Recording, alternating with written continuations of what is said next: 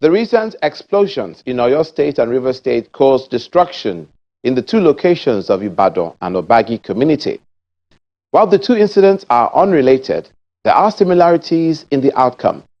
Meanwhile, in Abuja, the nation's federal capital territory, and elsewhere, insecurity is a concern with increasing spate of kidnappings. That's our focus on Special Report.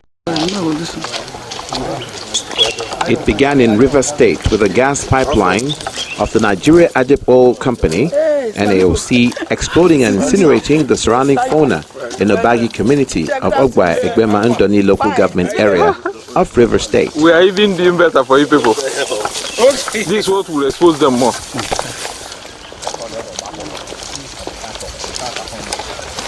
The explosion thankfully claimed no human casualties, but it was coming less than a month after one occurred claiming 19 lives in Omoku West of the same local government area.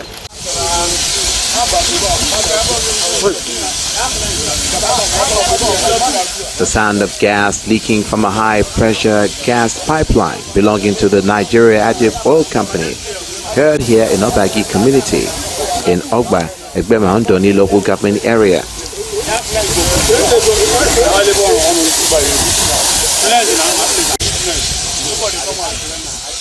The chairman, accompanied by his entourage, were on an inspection visit to see for themselves the situation of things before briefing the press. In less than a month, we had a very dastardly crude oil explosion at Omok West, and yesterday too, we also had another one in a different location, that is Obagi in Ogba Egbema Ndoni too, and that it was as a result of equipment failure from the company.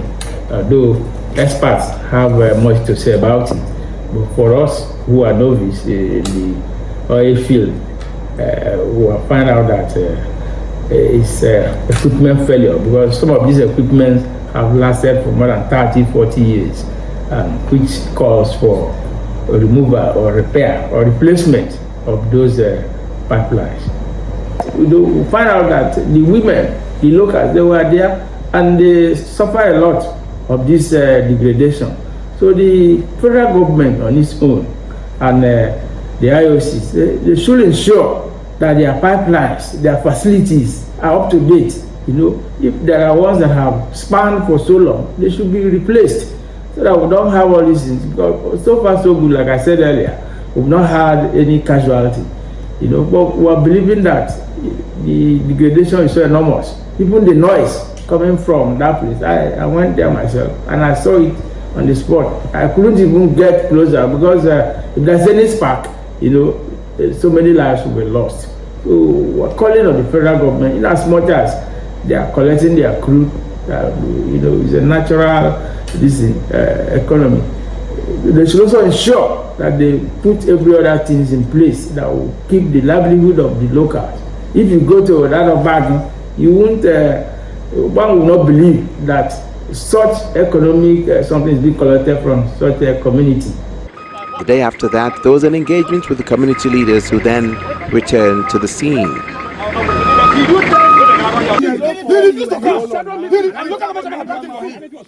There was some mild drama as they engaged staff of the Ajib company who just sealed the leak without members of the community being present. The chairman actually gave us the go-ahead for us to go and put up the light. Okay. And after putting up the fire, the next thing is actually for us to do what we call a joint... The traditional ruler explained that the gas leak had been there since June of last year. This thing started by June of last year. The pipe, the major pipe of Nigerianpolitics Oil Company started leaking. And we told them, go and stop the leakages. Ajib came and said that it is not their own, it is not their pipeline after their inspections. We went to LNG. LNG came for their inspections. LNG said it is not their own after their inspections. At the end of the day, after so much months, these leakages had been there. So on Monday, I hope so, on Monday, these leakages came very wide and there was fire everywhere. The ground and the houses started shaking. Everybody started running out. Fortunately, I'm at home that day. I made calls.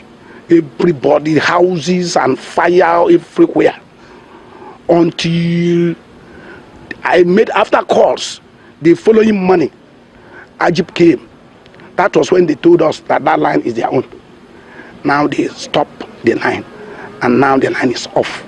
Some of the villagers insinuated that Ajib should be held accountable, accusing them as well of negligence. When Ajib wanted to acquire this land, this particular portion, this place, we told them to do what is called environmental impact assessment of this area before they will acquire it. They said we shouldn't bother, that if they do it, there will be no problem. And after when they acquired this land till now, we have not done any, we have not known any youth from our community that has come here to vandalize anything. It has been series of one problem from Ajib flow station there. Even in the flow station there too, Obagibo has land. We are landlord of that flow station. Ajib has not treated us one day like the landlords. We have raised several reports to IGP in my phone, Port Harcourt. They said we should write reminder letter. We have write enough reminder letter. IGP did not respond. We have write to Ibocha, IGP did not respond. We have write to Obiko, they did not respond. This month, now making 8 months or 9 months of this gas leakage, IGP did not show up. Now the place have catch fire. IGP want to kill us all. We are calling the government to come and rescue us. We need help. Government will come and rescue us and help us so that IGP will not finish us off. Our widow, no farm. The little land we are managing, they have burned it with fire. The little plant we plant, everything is burned with fire.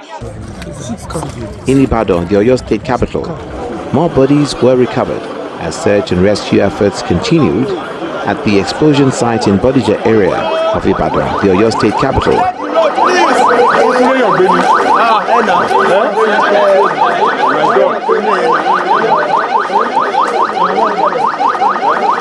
Around 7 o'clock this evening, I was going to pray. I was going to say my Maghrib prayers, and I started hearing, I saw a spark of fire in the next building. So I had to rush down. I told my boys to come and bring the car keys. I went inside the car. Got my extinguisher because I have this big one that I carry. So the time I got outside, one of the occupants of the building said they are all out, that it's gone past the stage of extinguisher. I think the fire started from near their electricals, their meter area. Those guys are miners. Some of the guys, they are miners, so they have dynamites. So while we were outside trying to call out people, I told one of my boys to go inside and fetch my phone. I wanted to call the fire service. Shortly after then, I had this blast. The blast happened. It took me off the ground. I thought I was gone. And there was smoke everywhere. We were lazy, When I regained consciousness, I started to, trace my steps and what have you. And I saw my kids. One place, they were crying. Then we reunited. And we had to walk out of the estate. So I got to my sister's place, trying to take refuge there. When I got there, I discovered it affected them too. So I got her phone. I called some of my friends to come around. They came and took me to the hospital. That's exactly what happened. From what we've gathered so far, the likelihood is that you have illegal miners toying with explosives around this place. we've always said to people that when you see something, say something, and then the authorities should be able to do something. This is quite unfortunate. At this stage is just to rescue anyone that is still under the rubble here, and also the people that have been taken to the hospital to give them care, and also some of the people who have their houses destroyed, provide temporary accommodation for them at hotels within the city. And then in the morning, we definitely will continue the investigation.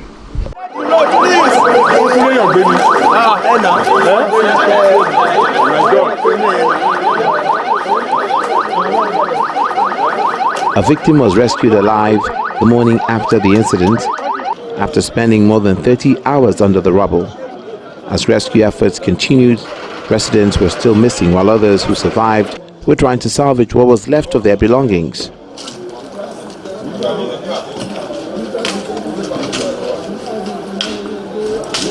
Earth-moving equipment were still at work to unearth the victims of the explosion.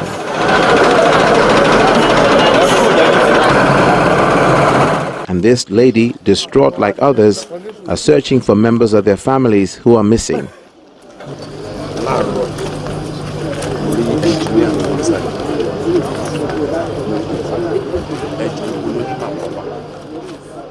She was later comforted with assurance that everything possible is being done by the Oyo State government to rescue everyone under the rubble. Dr. Eze is identifying each and every of those plants. We're doing a full body x-ray for both of them. But I've stopped. You see, on this finish there, we're going to move them one by one. All the cars are going to be moving one by one. The Baba told us that his relation. So where is this man? Is he on this side, which we have not touched? Very near the car. Fine. It was deliberate that we didn't want to, in the sense that we are not sure of what is going on. The Oyo State Commissioner for Health confirmed that the death toll in the wake of the explosion was now 5. We reported 3 dead yesterday, and as at this morning, under the rubble, another body of a middle-aged woman was discovered. And also we discovered like a chunk, muzzle part, supposedly to be another victim of the accident. So we are counting, we say like 5 altogether now. The people that are receiving treatment are doing fine. Some have been discharged, and we still have some on admission. Those that are badly affected, we still have those one on admission. So far so good. The people admitted that day, particularly the children of also schools, Anglican school, all of them were discharged, and that's because they sustained minor injuries, and they have been discharged to their parents and the school authority. But the few ones that we have are doing fine.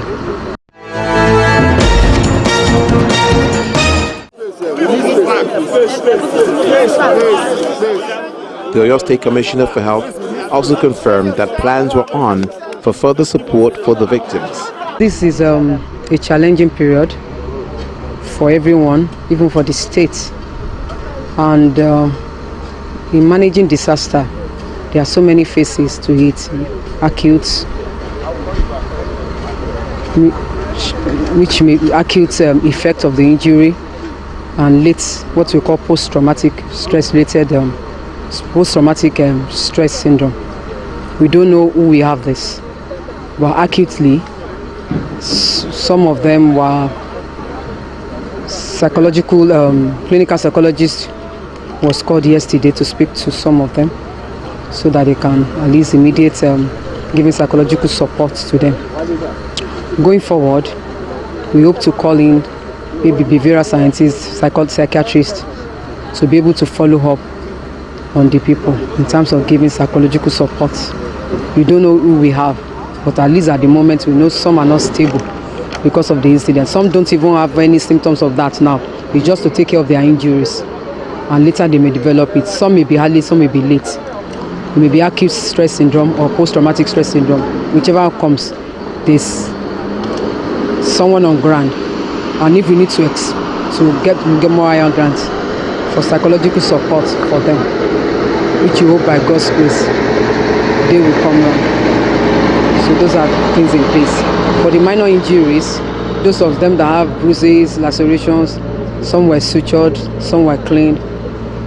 Some came for follow-up yesterday, even at Rafa. They've been attended to. One of the things that may come in, particularly for the student, because of the sound of the blast. So they may have hearing-related problems, which I hope with time we are going to manage them accordingly. One cannot say this is the way it will drift, or that's the way it will drift.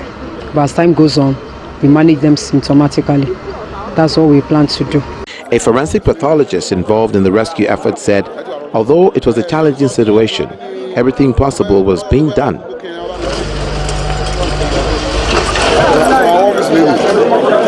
Meanwhile, the National Emergency Management Agency confirmed that 58 buildings were damaged in the explosion at the time.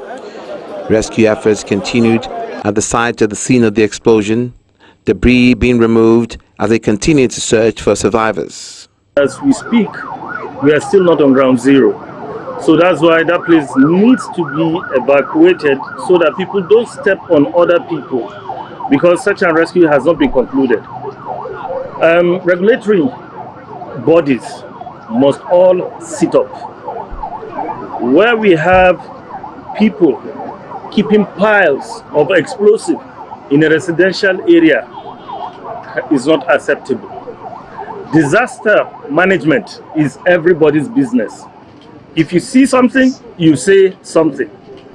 If you see something, you say something. We are not on ground zero. We have lost more than 58, about 58 houses are damaged. We have lost about 3 lives have been lost. What we are doing now is to start getting all relevant informations in terms of material loss, in terms of the extent of damage, in terms of if there's still any need for, in terms of more bodies recover. So what we are currently doing is to gather those information and send it forward to Emergency Operations Office, where a daily update will be given. That is what currently we are doing now. It seems that there are some illegal miners dwelling in that particular house, and which is not known to majority of the public. So because of either a small fire ignited something. So what is not good at such an explosive instrument device are not supposed to be kept in the residential area. It has its own where it will be stored. So it will store it in bulk. A small spark heated it up and become what we are witnessing today, where this improvised a kind of a sockaway where it was stored and where the thing got exploded. So it's not new to everybody, but if not for what happened, we would not know that thing was stored there. Even the majority who are staying in the street never noticed that such a dangerous device is residing in that particular location. The Oyo State Governor and members of his cabinet paid a visit to the disaster site to see how the rescue efforts were progressing.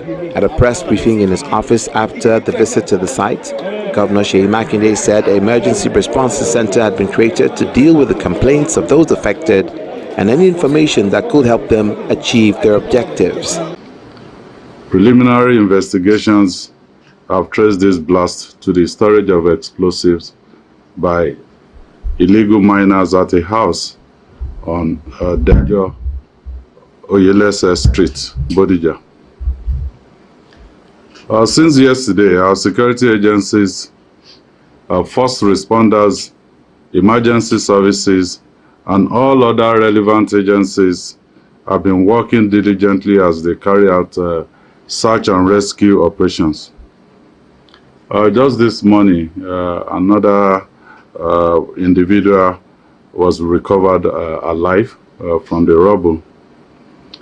I want to assure, just like the emergency team members have validated, search and rescue operations will continue until all lives within the vicinity of the blast are accounted for. We are aware that aside from the immediate perimeter of the incident, people as far as 25 kilometers away may have been affected physically or psychologically. We have therefore put the Emergency Operations Center, which is being headed by Professor Temitope Alonge, to coordinate all search and rescue efforts. I would like to appeal to our people to remain calm as we do everything possible to provide succor to everyone concerned. There are numbers that have been provided to reach out to the Emergency Operations Center. I know the 615 is operational, but you have additional numbers 0704 994 8057 and 0814 767 2009.